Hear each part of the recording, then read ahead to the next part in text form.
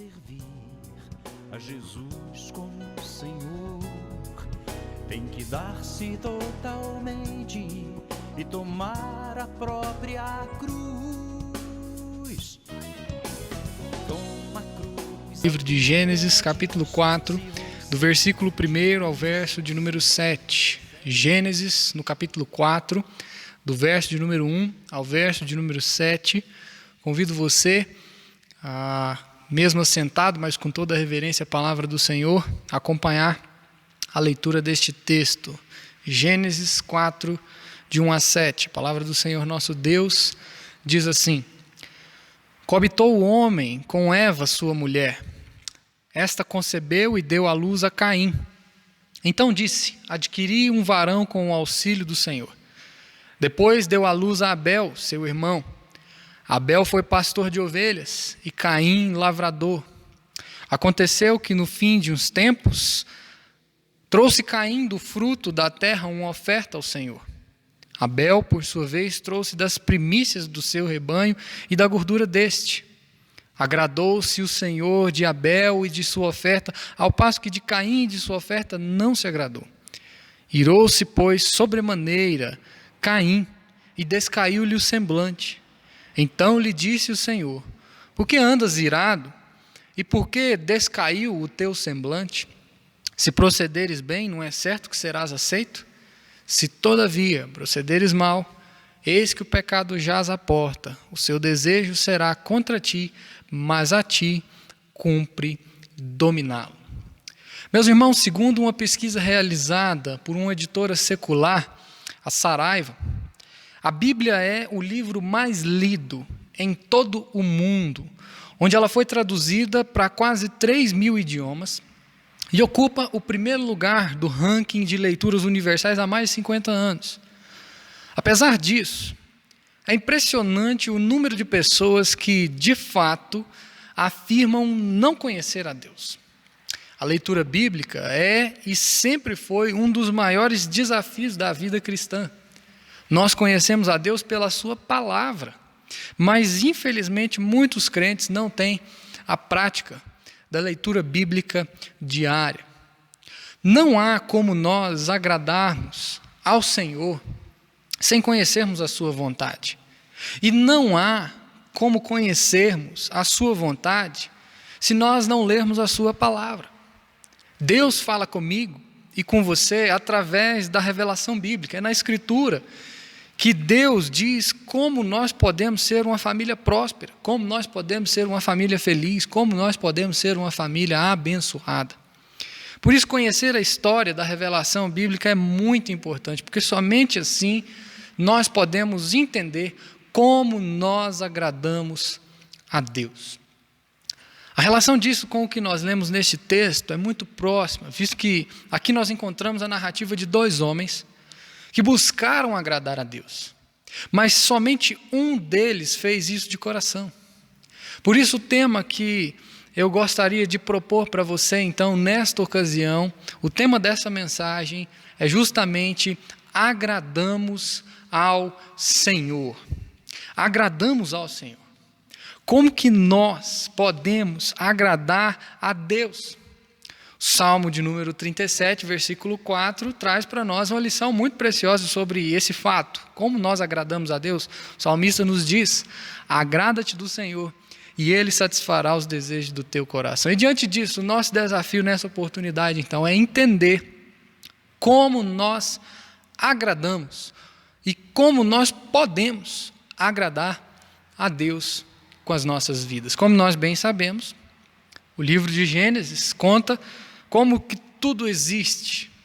A própria palavra Gênesis significa começo. Moisés foi o autor dos 5 primeiros livros da Escritura, chamado de Pentateuco. E ele tem o interesse de descrever como que surgiu a humanidade, como que surgiu o pecado, como que surgiu o sofrimento, mostrando como Deus, desde o começo, apareceu às pessoas e mostrou a elas como viver em justiça diante dele. O livro de Gênesis se divide em pelo menos 2 partes. A primeira, do capítulo 1 ao capítulo 11, conta para nós como que Deus criou tudo o que existe, incluindo a humanidade. E aqui nós vemos histórias como as de Adão e Eva, Caim e Abel, o texto que nós lemos, Noé e o dilúvio, e também a Torre de Babel. Já a segunda parte, do capítulo 12 ao capítulo 50, conta para nós a história dos patriarcas hebreus. Abraão, que se tornou Abraão, Isaque, Jacó, os seus 12 filhos, que foram o começo das 12 tribos de Israel. E esse texto que nós lemos faz parte do primeiro momento. O contexto é justamente nós vermos o relato de uma história que ocorreu no seio da primeira família da terra. Nós sabemos que Adão e Eva tiveram filhos e filhas. Se nós lermos lá em Gênesis, no capítulo 5, versículo 4, vamos ver isso. Mas nesse momento, nós podemos perceber que o texto concentra a sua atenção sobre Caim e Abel, o agricultor e o pastor de ovelhas. E o que acontece, meus irmãos, é que logo após toda a descrição feita nos 3 primeiros capítulos de Gênesis, quando Deus criou todas as coisas, quando Deus estabeleceu ordens ao homem e à mulher, quando Deus restaurou a sua aliança por conta da desobediência do homem, o que nós podemos ver com a queda do homem, com a entrada do pecado no mundo, é que o relacionamento de Deus com esse homem é afetado. E por isso o próprio Deus é que então interfere na humanidade com a restauração do pacto das obras. Havia um pacto, havia uma aliança. Deus é um Deus de aliança. Ele havia firmado esse pacto com Adão, ele havia firmado esse pacto com Eva.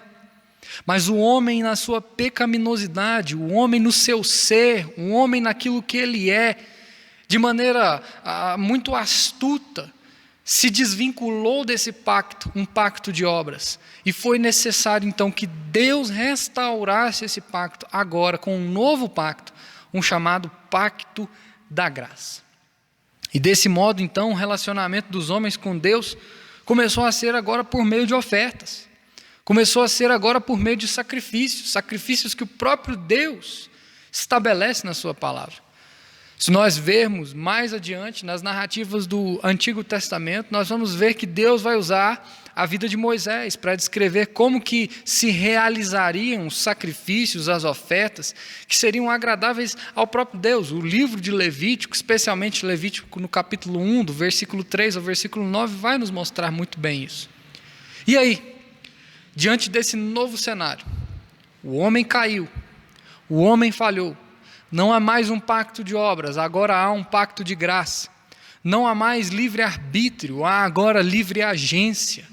E nesse novo cenário ali, então, estão Caim e Abel, filhos de Adão e Eva, homens que trazem uma oferta ao Senhor. A palavra hebraica, inclusive, para se referir à oferta, é a palavra minehat, uma palavra que significa uma expressão de gratidão, adoração. Essa narrativa descreve para nós o primeiro ato de minehat, de expressar gratidão a Deus e de expressar adoração a Deus em toda a história humana. Esse é o primeiro relato. E aí então que nós vemos tudo o que acontece. Robert Dick, um teólogo reformado, nos mostra e nos ensina o que a Bíblia fala sobre adoração. E Robert Dick diz o seguinte: adorar é dedicar a nossa vontade ao propósito de Deus. Caim e Abel são agora, de certa forma, mobilizados a dedicar a sua vontade ao propósito de Deus. Caim e Abel oferecem sacrifícios ao Senhor. E o Salmo 51, meu irmão, minha irmã, nos diz que sacrifícios agradáveis a Deus são um espírito quebrantado, são o coração compungido, o coração contrito. Por isso eu quero então, olhando para essa história, pensar na minha vida e na sua vida. Diante de tudo isso, pensar que esse texto nos chama para nós agradarmos a Deus com as nossas vidas. Eu disse lá atrás, esse é o nosso tema nessa noite. Eu acredito que ele nos ensina, o texto, pelo menos 3 maneiras de como nós agradamos ao Senhor. E é isso que eu queria, então, rapidamente aqui meditar com você. O texto nos ensina, então, primeiramente, agora, a partir do verso de número 1 até o verso de número 2, a primeira lição. Agradamos ao Senhor quando nós somos bons trabalhadores. Agradamos ao Senhor quando nós somos bons trabalhadores. Leiamos os versos de número 1 e verso de número 2. A palavra do Senhor diz assim: coabitou o homem com Eva, sua mulher. Esta concebeu e deu à luz a Caim. Então disse: adquiri um varão com o auxílio do Senhor. Depois deu à luz a Abel, seu irmão. Abel foi pastor de ovelhas e Caim lavrador. Agradamos ao Senhor, meus irmãos, quando nós somos bons trabalhadores. Esses 2 versículos vêm nos ensinar isso. O texto vai nos ensinar que a história dos irmãos, Caim e Abel, não está relacionada somente ao tipo de oferta que eles levaram ao Senhor. Cabe bem nós observarmos que o texto nos mostra que ambos tinham uma disposição de espírito. De certa maneira, essa disposição era uma disposição religiosa. Caim gostava de trabalhar com plantas. Abel gostava de trabalhar com animais. Mas o que nós precisamos entender é que a preferência de Deus por Abel não está em vista do que ele oferecera, mas em vista de um fator crucial no relacionamento de Deus com os homens: a fé. Quando os 2 filhos de Adão levam sacrifícios a Deus, ambos seguiram especificações que o próprio Deus havia dado. Em Gênesis, no capítulo 2, versículo 15, por exemplo, nós vemos claramente que Deus havia instituído o mandato cultural.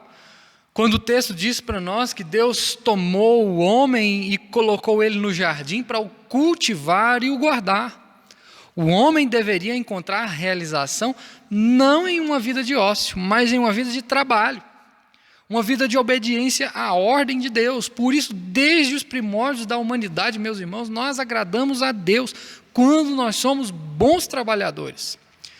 Toda a atividade humana que designe trabalho é uma dádiva de Deus para o homem, com o objetivo de lembrar que o próprio trabalho de Deus em criar todas as coisas para a sua glória também foi feito. Diante disso, é muito precário, é muito comum, é muito simples nós afirmarmos que a oferta de Caim foi desqualificada porque ele estava oferecendo ali apenas uma produção do seu hortifruti ou de qualquer outro elemento da terra. Muito pelo contrário. O que tornou a oferta de Caim inaceitável não foi o que ele estava oferecendo, mas foi a sua falta de fé. Nós agradamos a Deus, meus irmãos, quando nós somos bons trabalhadores, quando nós fazemos os nossos deveres com fé no Senhor, em Deus. A fé é uma confiança em Deus, é uma humilde dependência de Deus. A fé é certeza de coisas que nós esperamos, convicção de fatos que nós não vemos. E assim nós estamos certos de que quando nós oferecemos pela fé o nosso trabalho a Deus, aí sim é que nós somos aprovados. Abel foi aprovado por Deus, porque o seu sacrifício foi um sacrifício de fé. Agradamos ao Senhor quando somos bons trabalhadores, trabalhando para Ele com fé. Se você ler o livro de Hebreus, o autor de Hebreus, no capítulo 11, versículo 4, vai nos dizer que pela fé, Abel ofereceu a Deus um sacrifício mais excelente do que Caim, pelo qual ele obteve testemunho de ser justo, tendo a aprovação de Deus quanto às suas ofertas. Pela fé. Nós agradamos a Deus quando somos bons trabalhadores que creem com fé, e creem com fé de que tudo depende de Deus.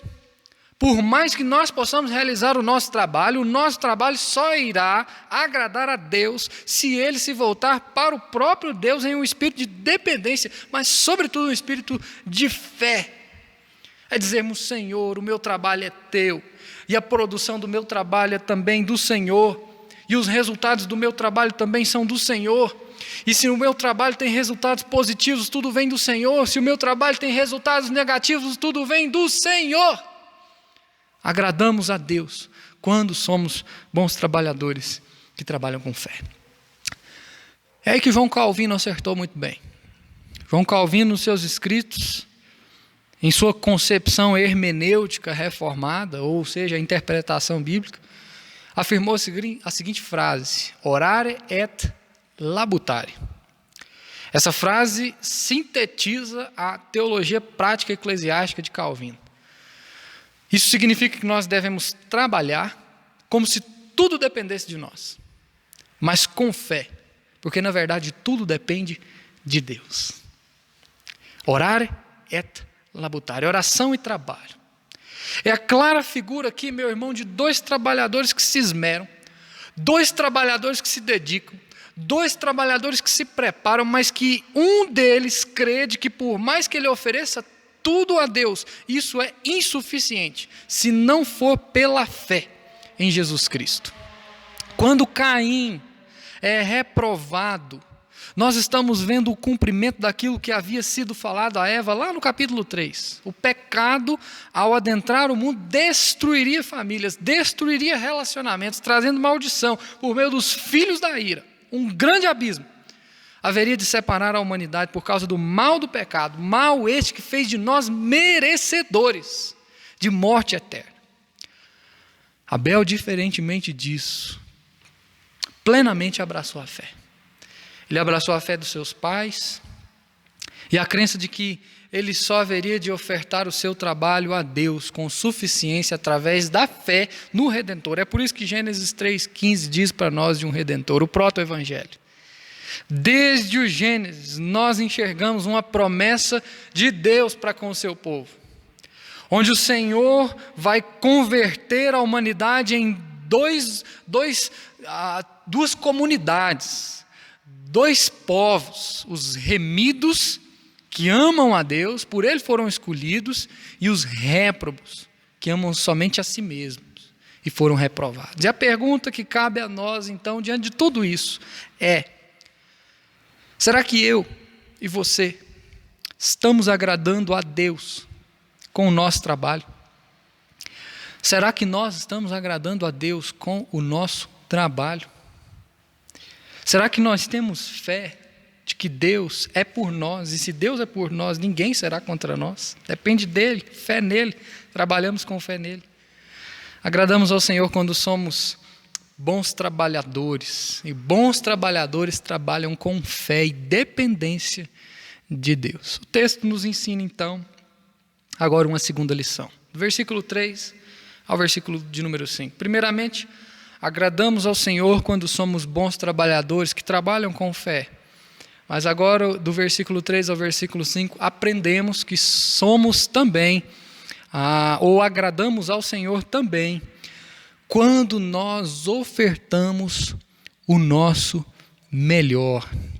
Agradamos a Deus quando nós somos bons trabalhadores, mas nós agradamos a Deus também quando nós ofertamos o nosso melhor. Leiamos os versos de número 3 ao verso de número 5. O texto diz assim: aconteceu que no fim de uns tempos, trouxe Caim do fruto da terra uma oferta ao Senhor. Abel, por sua vez, trouxe das primícias do seu rebanho e da gordura deste. Agradou-se o Senhor de Abel e de sua oferta, ao passo que de Caim e de sua oferta não se agradou. Irou-se, pois, sobremaneira Caim e descaiu-lhe o semblante. A partir agora do verso 3, o Senhor vai nos mostrar propriamente os dois irmãos oferecendo a sua oferta, o conteúdo da oferta ao Senhor. E é interessante notar aqui que existe uma palavra hebraica, mais uma vez, interessante. A palavra hebraica para se referir à oferta pode ser substituída não pela palavra oferta na língua portuguesa, mas pela palavra tributo. Ou seja, significa um presente. É um presente de um inferior, o homem, a um superior, Deus. É um tributo na época, e esse tributo significava um presente. Quando eu presenteava alguém naquele momento, esse presente expressava lealdade. Portanto, se era do meu interesse demonstrar ou apresentar a minha fidelidade, a minha lealdade a alguém, isso se demonstraria por meio de um presente. E é dessa maneira aqui, então, que cada um dos irmãos traz uma oferta para Deus. Essa oferta seria apropriada à vocação particular de cada um. Um era lavrador, o outro era pastor. Mas quando eles, nas suas profissões, nos seus trabalhos, ofertaram ou levaram um tributo ou levaram um presente a Deus, eles estavam querendo demonstrar a sua fidelidade para com Deus. E aí, quando Deus, meu irmão, se agrada do presente de Abel, isso não acontece devido ao fator, como eu disse, o que estava sendo entregado. Mas isso se devia à maneira de como aquilo acontecia. O Novo Testamento nos mostra algumas implicações dessa entrega lá em Hebreus. Nós falamos bem, quando a fé de Abel é decisiva para a sua oferta. Agradamos ao Senhor quando nós ofertamos a Ele o nosso melhor, e isso diretamente implica em fé nos nossos corações. Quando Deus, de certa maneira, vem receber o presente de Abel e também o presente de Caim, a grande diferença é que o que está sendo ofertado por Abel, o que está sendo presenteado por Abel é o seu melhor. Ele está dando o que ele tem de melhor, e ele está dizendo: a minha lealdade a Deus é com o meu melhor. Este é o grande diferencial. Não somente é feito com fé, mas é também expressado de maneira leal, de maneira fidedigna. Ele está dizendo para Deus: Deus, o Senhor merece o melhor de mim, então tome do melhor de mim. E como Deus era o autor, o possuidor da vida, Ele possuía também o direito de exigir justamente isso, o melhor, a primeira parte. Deus poderia exigir, e de fato isso que Ele queria, o melhor de Caim, o melhor de suas plantas, o melhor do que Ele poderia oferecer como agricultor, assim como também poderia oferecer de Abel. Sabe por quê, meu irmão? Porque Deus não quer tanto de mim como de você qualquer coisa. Deus quer o nosso melhor. Deus sabe o que você pode oferecer a Ele, e Ele sabe quando você oferece a Ele aquilo que não é o seu melhor. Se nós formos olhar alguns capítulos adiante em Gênesis, quando Deus vai provar Abraão, Ele exige do seu servo o seu melhor. E o que Abraão faz? Abraão dá o seu único filho, o mais precioso, o melhor que ele possuía. Lá no versículo 2 do capítulo 22, Deus inclusive diz: toma o teu filho. Ele diz para Abraão: toma o teu único filho, Isaque, a quem amas, e vai-te à terra de Moriá, e ali oferece-o em holocausto. E o que nós aprendemos aqui é que Deus espera de nós que nós possamos dar para Ele o nosso melhor. Nós agradamos ao Senhor quando nós ofertamos a Ele o nosso melhor. Isso significa, meu irmão, uma disposição genuína em servir a Ele com alegria, conforme diz, por exemplo, para nós o Salmo de número 2. Celebrai com júbilo ao Senhor. Servir a Ele com alegria. Isso significa que nós precisamos honrar a Ele com o nosso melhor, o melhor do nosso trabalho. Isso significa que nós precisamos ser praticantes fiéis de boas obras. Isso significa que nós precisamos honrá-lo com a primícia da nossa renda, com o melhor do nosso dízimo. Isso significa que nós precisamos nos dispor de tempo, e tempo primário para Deus e não para nós mesmos. A palavra do Senhor nos fala que quando nós entregamos as nossas vidas a Ele, confiamos nele, o mais Ele fará. Salmo 37, 5. Agradamos a Deus quando nós ofertamos a Ele o nosso melhor. Deus vê o nosso coração, meu irmão. Ele conhece as nossas intenções. O adorador e a sua oferta são inseparáveis. Por isso que nós devemos buscar agradar a Deus, porque Ele é digno de adoração. E não porque isso pode nos beneficiar em algum sentido. E é dessa forma que Abel, pela fé, tem o testemunho de ser justo. Ele dá o seu melhor para Deus, porque ele entende que este melhor significa lealdade a Deus. Significa que Deus merece o nosso melhor. Significa que Ele é digno de toda adoração. Significa que só Ele deve receber o melhor dos nossos presentes. Sem fé, meu irmão, e sem dar o melhor, nem Caim nem sua oferta eram agradáveis a Deus. Há uma história que eu já compartilhei até com os adolescentes da igreja. Essa história não está registrada nos evangelhos, é apenas um conto. E nós não sabemos se de fato ela aconteceu, mas ela é contada em livros de historiadores cristãos com relação a Pedro e a Jesus. E essa história ilustra muito bem essa intenção do nosso coração para com Deus. Conta-se que em um determinado dia de caminhada, Jesus estava juntamente com os discípulos andando, e Jesus então virou para os discípulos e disse o seguinte: recolham pedras. Os discípulos recolheram cada um uma pedra, e Pedro, sendo um discípulo um tanto astuto, ele recolheu uma pedra pequena. Jesus andou com os discípulos durante toda a manhã, e ao final daquela manhã, então, Jesus chegou até os discípulos e disse: tomem suas pedras, coloquem no chão, nós vamos almoçar. Os discípulos então colocaram as pedras no chão e Jesus as transformou em pães. Eles então partilharam ali de um momento de refeição e Pedro tinha apenas uma pequena pedra. No outro dia, em outra situação, da mesma maneira, Jesus chegou até os discípulos e disse: ajuntem pedras. Pedro, dessa vez, astuto como era, pegou aquela pedra. E então, eles andaram, e Pedro, durante toda aquela caminhada, carregando pedras, Jesus de repente diz: joguem as pedras, vamos pescar. Pedro então vira para Jesus: uai, Senhor, não, transforma a pedra aqui, vamos comer. Jesus então vira para Pedro e diz: Pedro, não é o que tu queres, mas sim o que eu quero. Pedro não estava pensando em Jesus, Pedro não estava pensando em agradar a Deus, Pedro não estava pensando no melhor de Deus, Pedro estava pensando apenas em agradar a si mesmo, em beneficiar a si mesmo, e a atitude de um coração que agrada ao Senhor precisa ser completamente diferente disso. Nós precisamos agradar a Deus ofertando a Ele o melhor das nossas intenções, dos nossos desejos, das nossas vontades, buscando a glória dele e não a nossa. Caim pensou apenas em si mesmo, em uma oferta que fosse beneficiar somente a ele diante de Deus, de tal forma que no verso 5 nós vemos o fracasso de Caim na adoração. Fracasso tal que levou a uma ira subsequente. Resposta clara que nos mostra quem era Caim.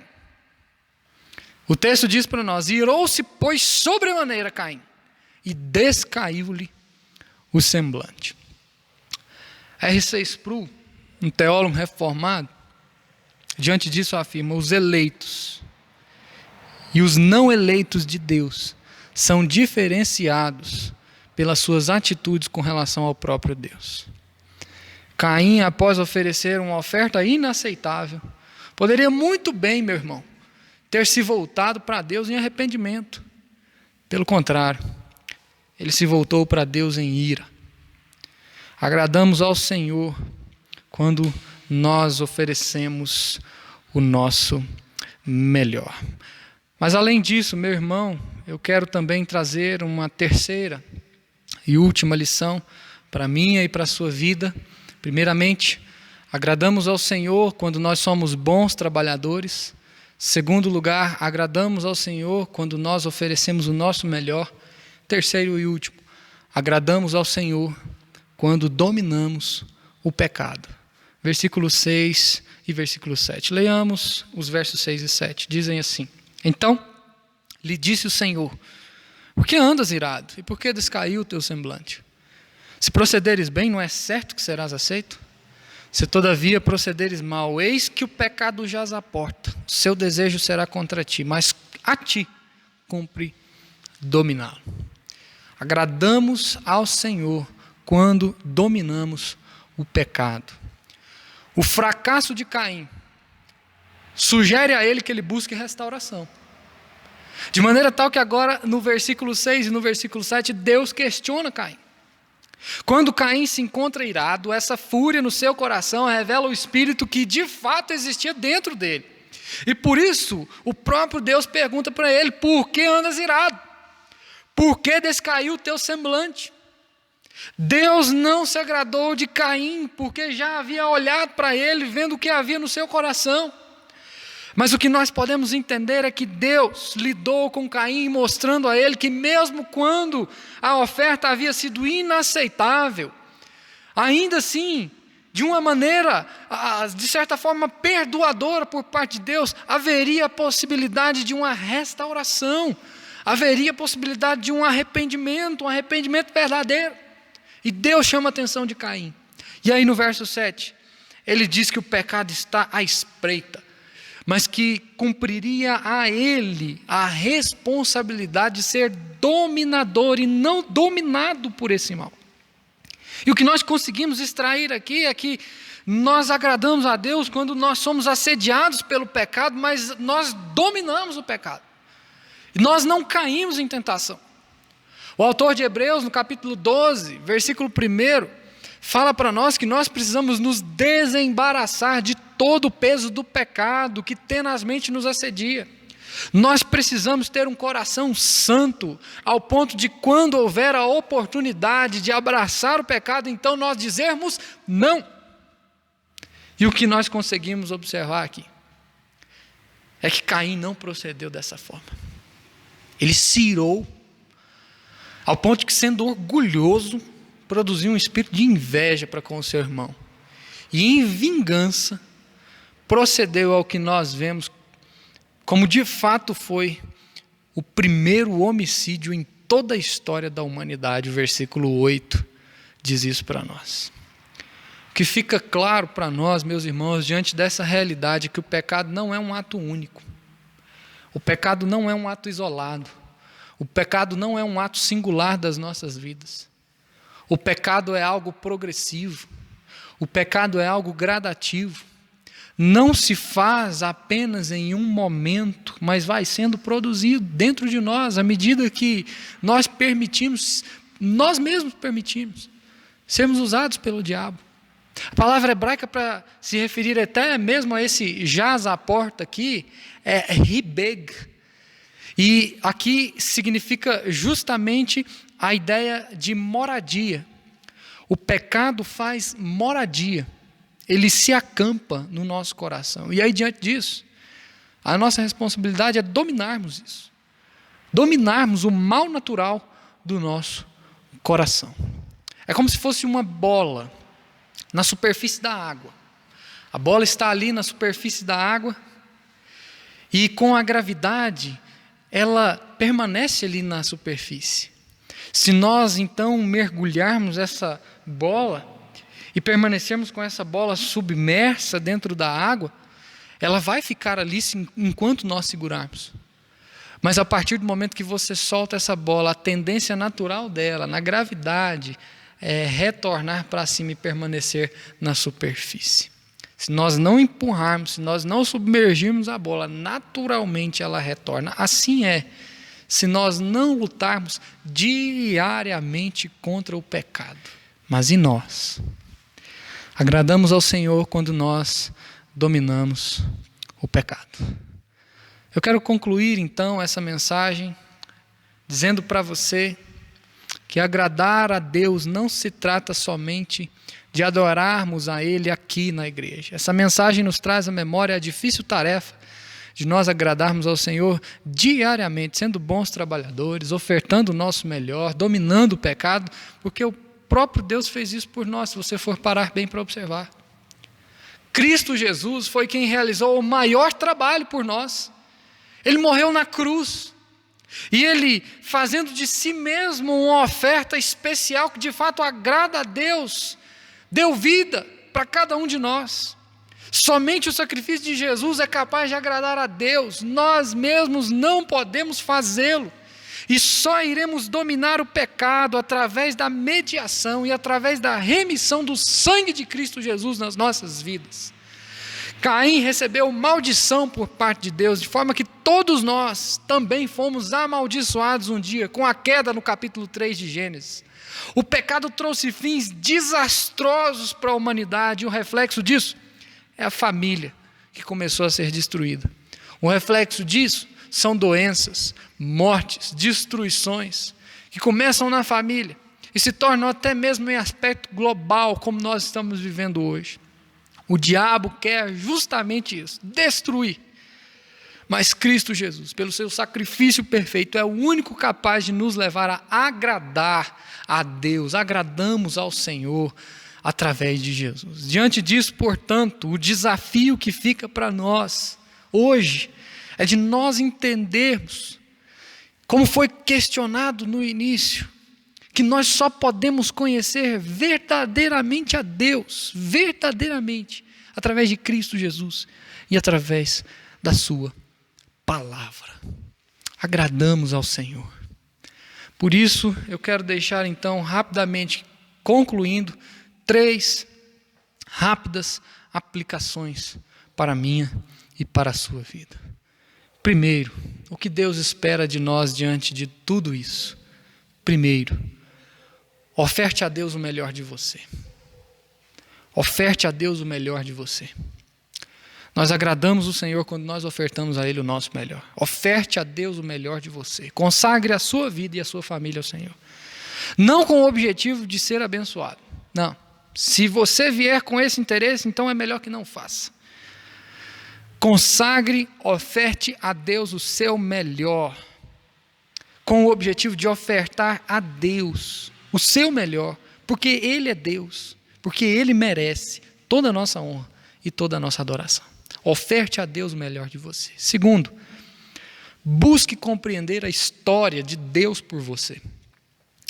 A revelação bíblica está próxima de nós. E a história é extremamente acessível, através da sua palavra. Mas em muitas circunstâncias nós não valorizamos isso. Busque ler, busque entender, e assim você verá o quão grande é o amor de Deus por você. Busque entender isso. Busque compreender a história de Deus por você. É o que nós estamos estudando aqui desde o início do ano de 2019, a história da revelação bíblica. Busque entender o que Deus fez por você ao longo da história. Terceiro e último, acredite que só Jesus pode mudar a sua história. Ele é o sacrifício perfeito. Diferente do sacrifício que foi ofertado pelos irmãos, filhos de Adão, Jesus é um sacrifício perfeito. Aqueles sacrifícios tinham sim as suas falhas. Agradou Deus de Abel. Porém, somente Jesus é o sacrifício perfeito de Deus. Acredito que Jesus pode mudar a sua história. O sacrifício de Abel agradou a Deus porque esse sacrifício não estava baseado nos méritos dele, mas estava baseado nos méritos de Cristo Jesus, pela fé. E entendendo que ele deveria dar um presente ao Deus que merece toda a adoração. Acredite que Jesus pode mudar a sua história porque Ele é o único capaz de cumprir com a lei de Deus de maneira perfeita. E somente nele nós encontramos restauração e solução para o conflito da nossa vida. Que eu e você possamos agradar ao Senhor com as nossas vidas e que isso seja reflexo de uma fé tal como a fé de Abel. Nós te adoramos, ó Deus. Expressamos ao Senhor a nossa gratidão por Cristo Jesus, o sacrifício perfeito, o sacrifício vicário, o sacrifício que gerou na vida de cada um dos meus irmãos vida.